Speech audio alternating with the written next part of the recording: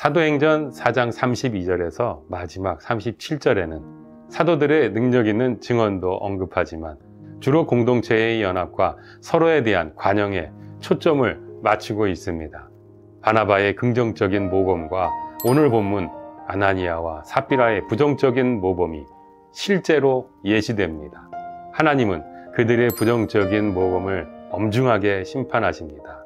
그들의 죄는 하나님께서 이 땅에 하나님 나라를 현실로 이루시려고 하는 계획에 심각하게 훼손할 만한 행동을 한 것에 있습니다. 하나님은 그분께 속한 교회의 정결함을 능력으로 보존하시는데 초대교회에서 정결함은 특히 중요했습니다. 하나님께서는 우리를 통해 공동체를 통해 이 땅에 하나님 나라를 이루고 계십니다. 하나님 나라를 이루는 정결하고 완전한 그 공동체 속으로 함께 가보실까요?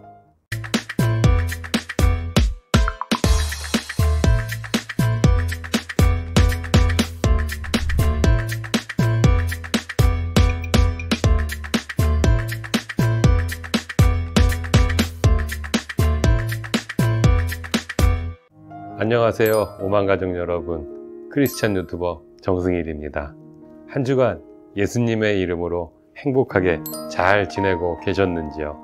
오늘도 변함없이 우리에게 주신 하늘 양식 사도행전 5장 1절로 5절 말씀 저와 같이 받으러 가보시죠.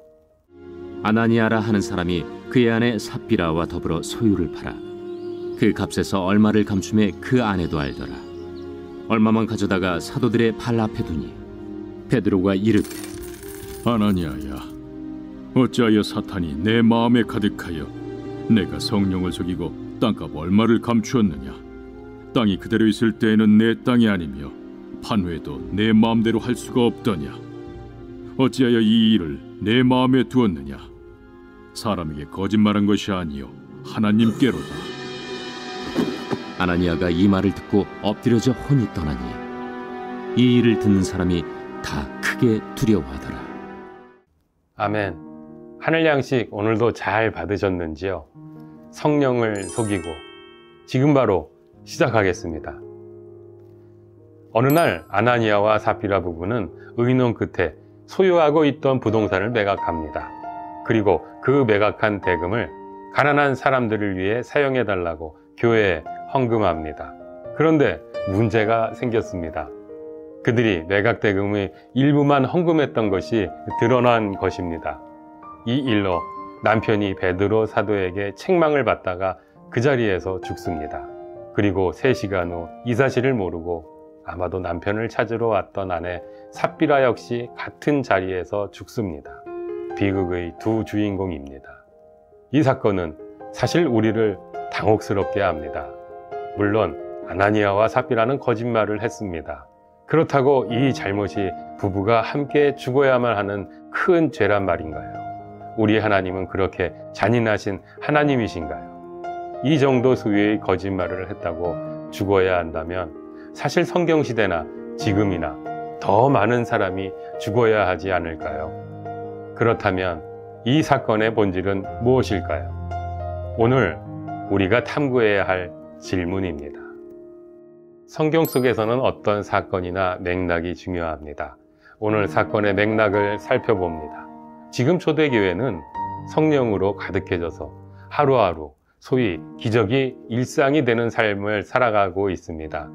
유대인 지도자들이 사도들을 체포해서 최고 통치기구인 유대 공회인 사내드린에 세워 신문하는 위협적인 상황에서도 베드로는 전혀 위축되지 않고 오직 예수 이름으로만 구원이 있음을 선포합니다.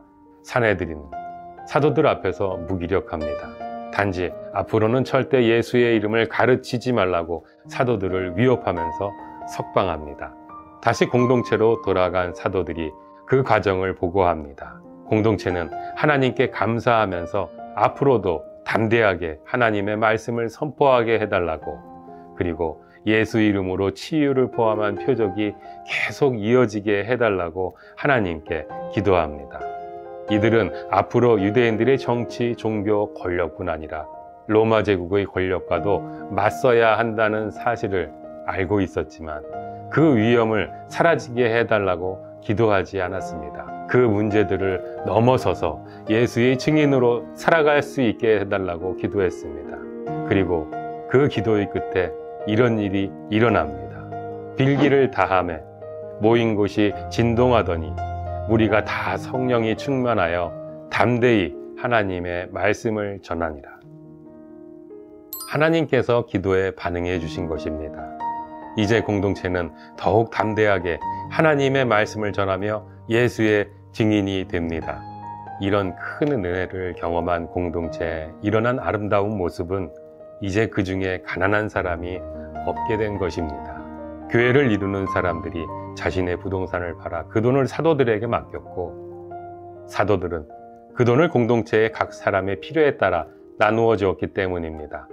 이미 사도행전 2장에서 증언했던 내용을 4장은 더욱 구체적인 예를 들어서 이 일을 단지 상징적인 언급이 아니라 실제 일어났던 사건임을 증언합니다. 그 예로 언급된 사람이 요셉이라는 사람입니다. 구브로 출신의 레위인. 이 사람은 자신의 땅을 팔아 그 값을 사도들에게 맡겨서 필요한 사람들에게 나눠주게 합니다. 사도들이 이 요셉에게 바나바라는 별명을 붙여주는데, 본문은 그 의미가 위로의 아들이라고 친절하게 표시해 줍니다. 바나바는 사도들을 비롯한 공동체에서 인정받는 사람이었음이 분명합니다. 이것이 아나니아와 삽비라가 부동산을 처분해서 가난한 사람들을 위해 기금으로 교회에 헌금하고자 결심했던 배경입니다.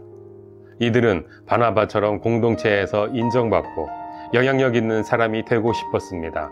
하지만 전 재산을 바치고 싶지는 않았습니다. 그래서 거짓말을 한 것입니다. 베드로는 이들이 이렇게 행동하게 된 본질을 규명합니다. 베드로가 이르되 아나니아야, 어찌하여 사탄이 내 마음에 가득하여 내가 성령을 속이고 땅값 얼마를 감추었느냐. 베드로가 이르되 너희가 어찌 함께 꾀하여 주의 영을 시험하려 하느냐. 베드로는 아나니아와 삽비라의 행동이 사탄의 뜻에 따라 성령을 시험하고 성령을 속인 행위임을 분명히 합니다. 공동체 전체가 하나님의 영으로 가득한 것처럼 보이는 상황 속에서도 사탄으로 가득한 사람도 존재할 수 있다는 것입니다. 한때 성령 충만했던 사람도 불과 잠시 후에 사탄의 노예가 될 수 있다는 것입니다. 지금 하나님께서 이루려고 하시는 일이 무엇이었습니까? 우리는 초대교회가 사실은 아직 아무런 조직도 체계도 갖추지 못한 상태에서 시도한 변화에 대해 주목해야만 합니다. 성령의 이끄심에 따라 자신들이 가진 것을 공동으로 소유하면서 각자의 필요에 따라 나눕니다. 사도행전 2장과 4장에서 반복해서 이 내용을 기록하고 있는 것은 그만큼 이 행동이 중요하다는 것입니다. 왜 이 일이 중요하겠습니까?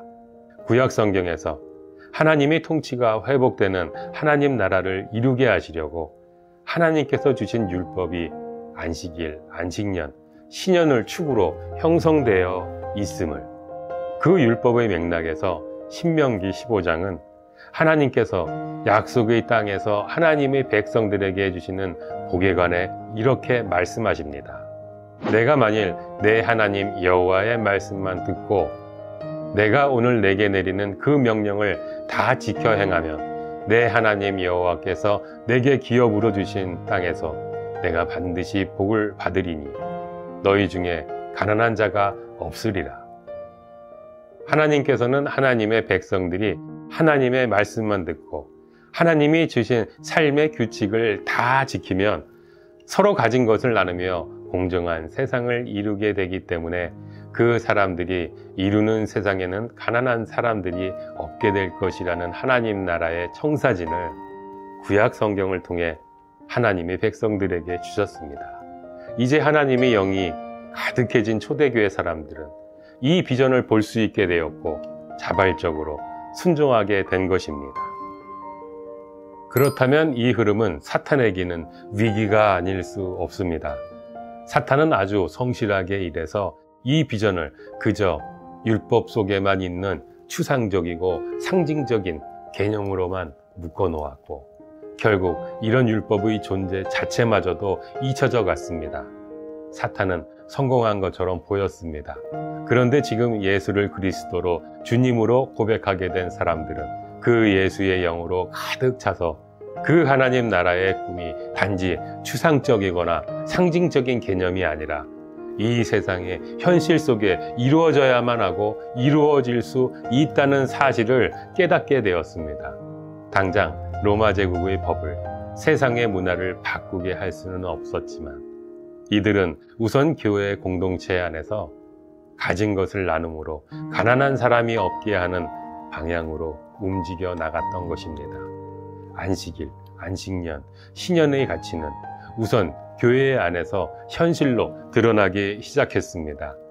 이제 사탄에게는 비상 상황입니다. 초대교회가 이 일을 제대로 해내면 세상은 성경 속에 존재하는 하나님의 나라가 이 땅에 현실로 존재할 수 있다는 사실을 깨닫게 될 것입니다. 그동안은 그저 초자연적인 치유가 일어날 때만 잠깐 현실로 드러나는 것처럼 보이던 하나님의 나라가 이 땅에 문화적, 제도적으로, 안정적으로 이루어질 수 있음을 세상이 알게 될 것입니다. 사탄은 결사적으로 이 일을 막아야만 했습니다. 이때 사탄의 레이더에 포착된 사람들이 아나니아와 삽비라였습니다. 그들에게는 사탄이 사용할 수 있는 마음속 욕심이라는 재료가 있었습니다. 교회 공동체에서 인정받고 싶지만 전적으로 헌신하고 싶지는 않은, 예수의 진짜 제자인 것처럼 보이고는 싶지만 재산을 포기하고 싶지는 않은 바로 이 욕심을 사탄은 파고든 것입니다. 그리고 이 부분은 하나님께서 이 땅의 하나님 나라를 현실로 이루시려고 하는 계획을 심각하게 훼손할 만한 행동을 하게 됩니다. 지금 만약 이들의 계획이 성공한다면 교회의 거룩함은 심각하게 훼손될 것입니다. 겉으로는 별 문제 없는 것처럼 보이지만 하나님이 아시고 사탄이 알고 궁극적으로 세상이 알게 됩니다. 초대교회는 하나님 나라를 이 땅에 이루어갈 자격도 능력도 없는 그저 가식과 허위 위에 세워진 공동체라는 것이 드러나게 될 것입니다. 그러면 예수를 통해 이루시려던 하나님 나라 복음은 무능력해지고 맙니다. 이것은 교회의 정체성 자체가 무너지는 일입니다. 우리 하나님은 자비하시고 노하기를 더디하시는 분이십니다. 하나님은 이 세상을 공의로 다스리시지만 하나님의 계획이 심각하게 훼손되는 상황에서는 어쩔 수 없이 개입하셔서 하나님의 백성들이 문제를 바로 잡도록 경고하십니다. 하나님에 대한 적절하고 건강한 두려움을 회복하게 하십니다. 사랑하는 여러분, 우리는 늘 영적으로 깨어서 우리 교회를 통해 하나님께서 이루려고 하시는 일이 무엇인지를 볼 수 있어야 합니다. 그리고 그 일에 자발적으로 참여하는 사람들이 되어야 합니다. 오늘도 하나님께서는 우리를 통해 이 땅에 하나님 나라를 이루고 계십니다. 오만가족 여러분, 그 과정에서 하나님의 도구가 되시겠습니까? 걸림돌이 되시겠습니까? 교회 안에 있으면서도 하나님께서 이루시는 일에 걸림돌이 되는 것, 너무나 슬픈 일 아닙니까? 늘 말씀과 기도를 통해 깨어서 그리고 겸손한 태도를 통해 하나님의 도구가 되는 우리 모두가 되기를 주님의 이름으로 당신을 축복합니다. 성령 충만함으로 살아가시는 한 주간의 삶이 되시길 소망하고 기도합니다. 다음 주에 만나뵐 때까지 건강하시고 행복하십시오. 여러분의 앞날을 오늘의 만나가 응원하겠습니다. 감사합니다.